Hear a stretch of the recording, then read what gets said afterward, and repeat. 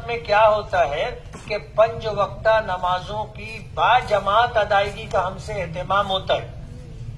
امامت معمولی خدمت نہیں ہے، بہت مشکل کام ہے. میں کئی مرتبہ سنا چکا. ایک مصلی تھا، مجھ سے کہنے لگا کہ آپ امامت کرتے اور تنخواہ لیتے. آپ اگر امام نہیں رہتے تو بھی تو آپ کو نماز پڑھنی پڑتی نا.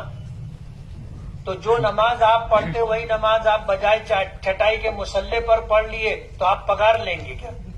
میں نے کہا نہیں، بات ایسی نہیں ہے، سمجھ کا فرق ہے. مولو ایک کام کرو. بولے کیا؟ میں نے کہا تم مہینے بھر 5 وقت کی نماز ہمارے مؤذن صاحب کے بازو میں پہلی صف میں پڑھو، جو پگار ملے گی وہ تم لے لینا،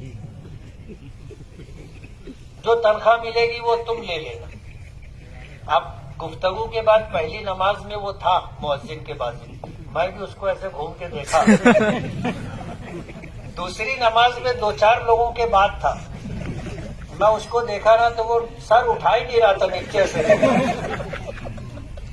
تیسری نماز میں پہلی صف کے آخر میں تھا اور چوتھی نماز میں نہیں تھا پہلی صف میں. اب ہمارے یہاں سہولت یہ ہے کہ نماز پڑھائے، سلام پھیرے، دعا کیے، نکل کے مدرسے میں چلے جاتے ہیں. اور وہاں سے دروازہ ہے، میں بھی صحن میں آ کر کے کھڑا ہو گیا اس کا استقبال کرنے. وہ آیا، بولے بہت مشکل کام ہے مفتی صاحب، میں گولڈن نگر میں رہوں. تو ایسا ہی موقع معلوم پڑا، میں بھاگت آؤ، پہلی سب بھر گئی. بولا اب تو رکھا بولنا، بولے کم پگار دے.